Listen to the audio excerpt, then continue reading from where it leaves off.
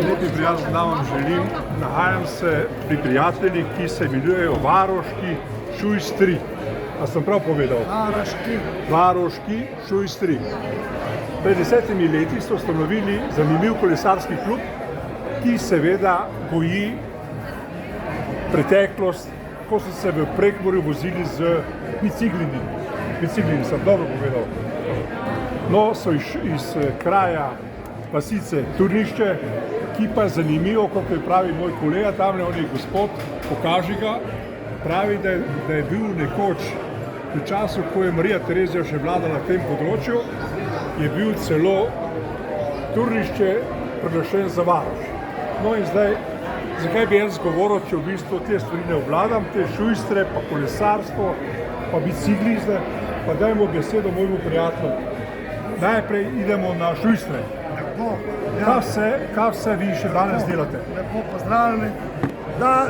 Od nekdaj se je to delalo ročno. Čevlji so se delali ročno doma. To je bila predvsem tradicija v vasi Turnišče, kjer je bilo v tej vasi skoraj vsaka druga hiša je imela čevljarja.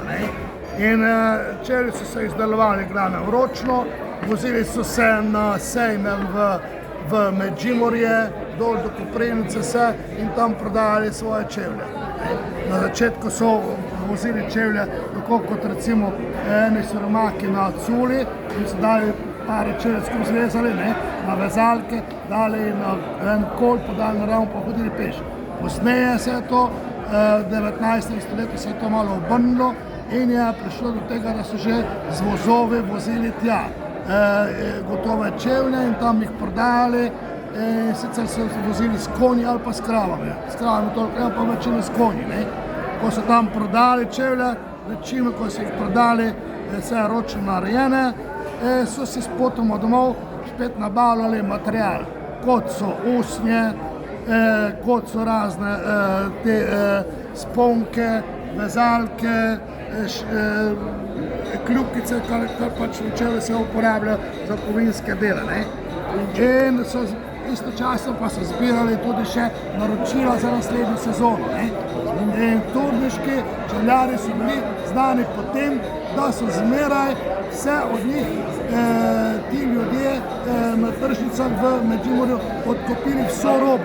Najprej so odkupili od turniških čevljarjev in šele na to, ko je zmanjkalo turniškim čevljarjem čevlje, šele takrat še drugim čevljarjem.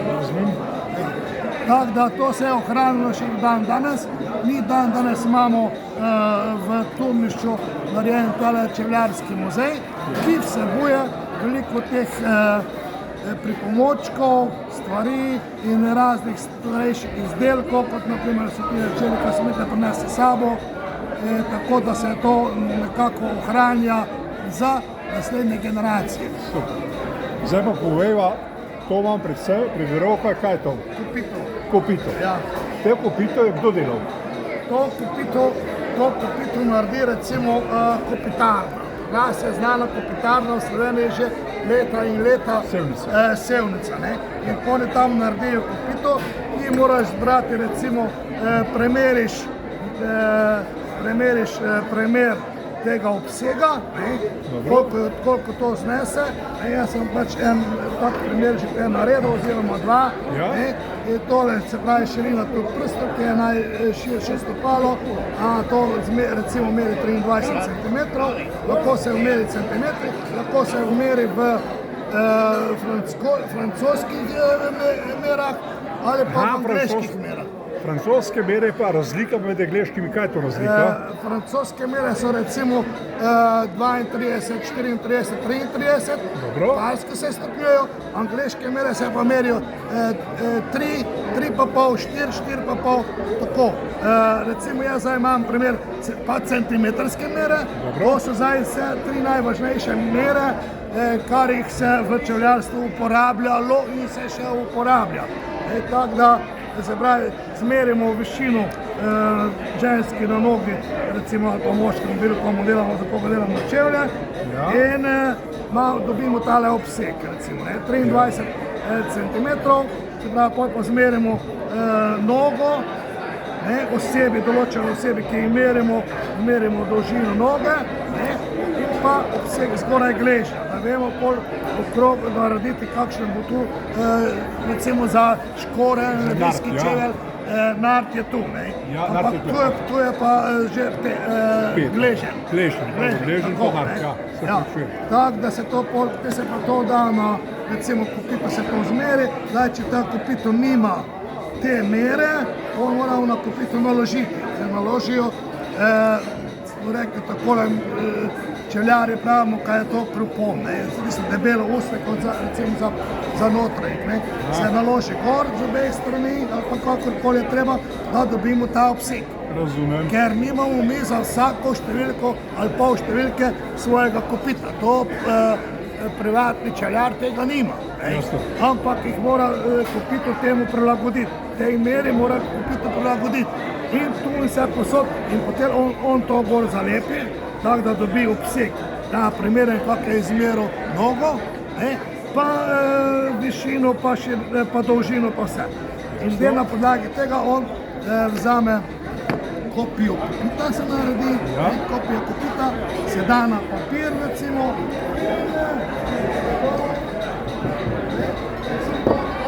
tako recimo izdela, ne, to se da na papir in s to šablono, recimo ta šablona že zdaj, to je na drugo kopito, ta šablona že zdaj recimo tako paše gor in ta šablona se položi gor na usnje, ne, na usnje se položi gor in se tako pritisne, pa se z nožem to odreže.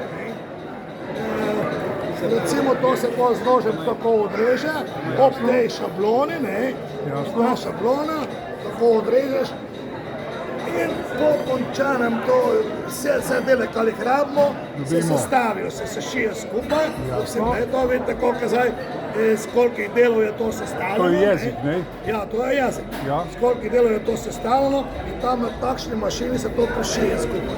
Te se pa da gor na kopito, ne? Na kopito se da gor, v takšnem primeru, kot je to, ne?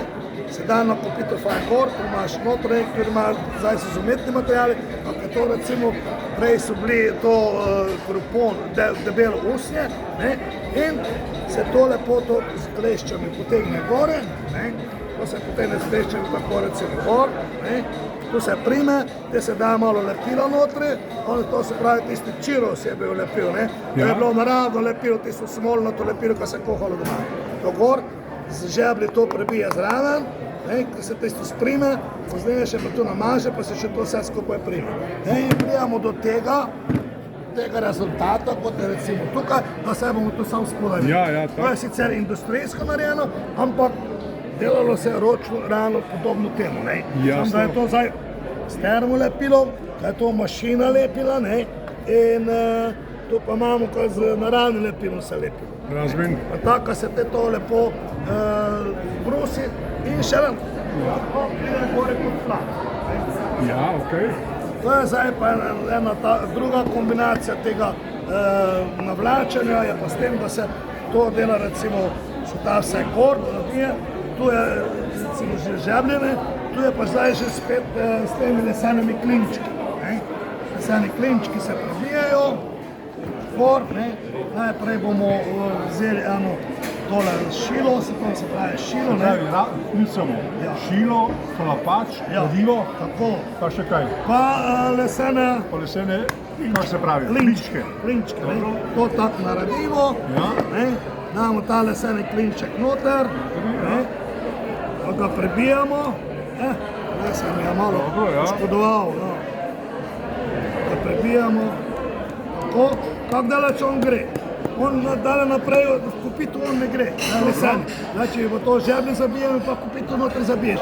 Ali pa recimo ta zdaj, ki so tu obložena z kovino, je drugače. Zdaj nekaj je recimo tako, ta usnjeni notranjik, je pa to drugo. Jasno. In te mi dobimo na koncu. Na koncu te dobimo takšen čevelj. En čevelj. Na koncu tak čevelj, kot je tam. To, da bi to vse s klinčkami delali, sem je že več obrabljeni, pete se zabijajo gor, recimo, so lahko usnjene, lahko so gumijaste. Ne? Ravno spredaj še mora imeti tisti en železen, takšen, bi rekel, en komad v obliki spredaj tega. Zakaj se je to rabilo? To železo. Ja. To se je rabilo zato, ker se ni preveč tu znucalo naprej, ker vsak gre tako, ne? Ali pa ti gre zdaj z nogo tako, pa zmeraj tako napraviš. Zmeraj tako napraviš. Super. In to prihoji se to pozna. Da ti to tu porabi, to se vse izrabi. Jasno. Umica se to, ne? Zato ima tisto železico. Mogoče bo kje na Keren bil takšno železo, imamo takšno na Keren železo. Njega, ne? Pa zdaj, gledaj, recimo to, ne? Pri nošnji, kako je to uporabljeno, ne? Zato, ker ta človek je hodil tako. Na to stranje. On je imel noge tak. Ampak to ga ne je zanašalo zaradi švarnice.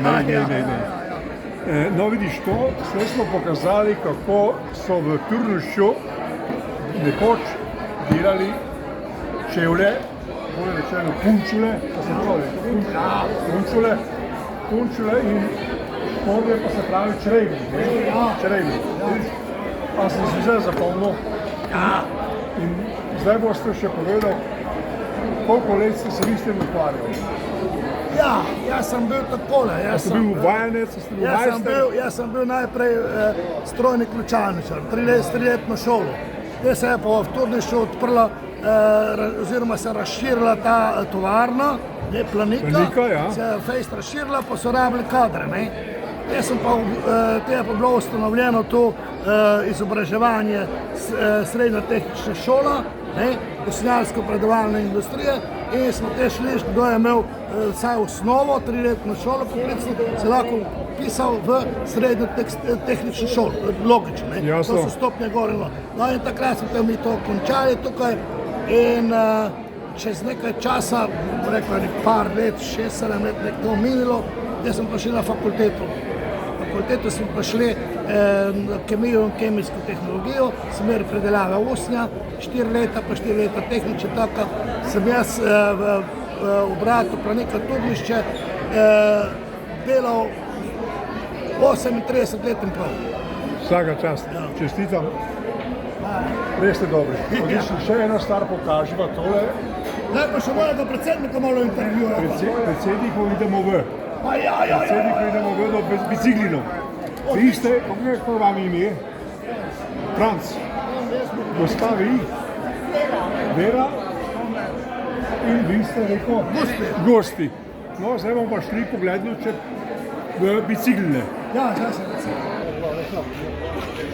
No, lepo zdrav in sedaj bomo pokazal najstarejše bicikline v tem trenutku tukaj, na Gradnični sejmi. In z menoj je moj prijatelj, ki je predsednik društva Varoški šujstri. In oni so stari 10 let, ne, višli so, mlajši so 10 let, ampak tako mislim, društvo je star 10 let. No, pa mi predstavimo v bistvu ekipo, ki jo vidite tule, to so oni se vozijo s tem biciklinami. Bravo. No, zdaj pa predsednik, vi ste na vrsti, da povejte o svojih biciklinih, predvsem tehnične stvari. Kaj so tisto, pa je res staro in pomembno, da ljudje ne vejo, da še obstajajo? Ja, najprej sem že rekel, naše društvo je staro, letos praznovalo 10 let ustanovitve in takrat smo se dogovorili, da bomo vozili z starodobnimi kolesi. Ta kolo je znamke Turkop, mojega očeta iz letnik 1939. Očet 939, očeta že nekaj letni, te sem ga pa jaz podedoval. Zdaj imamo tu že več znamk, vendar vsa vozila, vsi bicikli so starejši od 50 let. Tudi 70 in več. Nas v društvu je 80 članov, nekaj celo več, kolo pa ima skoraj polovica vsi se ukvarjamo s temi skrbimo za starodobna kolesa in se z njimi na raznih prireditvah zapeljamo. Vidite, da imajo starodobne, stare zvonce gor, zdaj, če sem Italijani... Lampa še? Tudi. Zvonce Starinske, ja. In to se zgodi in vse dela. Dosti teh biciklov je propadlo, oziroma so jih ljudje tja vrgli, danes pa so iskani material, pa jih ne najdemo. Jasno, da nekateri deli so že zamenjani, vendar v bistvu osnovno ogrodje je iz leta 1939. Tu imamo ostanke zdaj od puha, ne vem kaj še vse je šel. Puh, štiri je puh. Ker letos ima obletnico eno, ne? Znamenito obletnico. Tudi rok, A to je pa rok? To je rok. je star več kot 50 let, in sem si ga kupil, ko sem srednjo šolo končal, torej 65 leta. Ti je staja. 55 let star. Predsednik, samo eno mi povejte, kaj ta številka pomeni? To so pa številke bile dane tam leta 1945, po drugi svetovni vojni je vsako kolo bilo registrirano. In to je ostalo na kolesu gor, ko spomin na tiste davne čase. Razumem? To pa, ja, kot tablica, napis pa veste, kaj pomeni, da nam se na senje. Peljem se na, kako na senje. Zdaj smo mi na senji, smo na senji. Jaz sem pameten, ko imam vas, ne? Ja. No, to pomeni, da stari ste 10 let, vas je 80 in imate v bistvu predvsem negujete stara kolesa oziroma stare bicikline. In imate tudi, če sem prav razumel, imate v turnišču svoj muzej. Tudi to je muzej. Muzeji so pa razstavljeni prav tako stare bicikline, kakor tudi vsa ta orodja čevljarska, ki ste jih tam videli pri našem štantu oziroma na naši stolnici. To pomeni, če pridemo v vaš muzej v turnišče, bomo lahko videli, kako ste delali punčele, pa črevlje, pa kako ste popravljali bicikline, pa se vozili z bicikli. Imamo človeka, ki je letos praznoval 80. jubilej pred kratkim, ki ima na zaloge sigurno 30 takih koles. No, Ja imam 5 komadov tudi.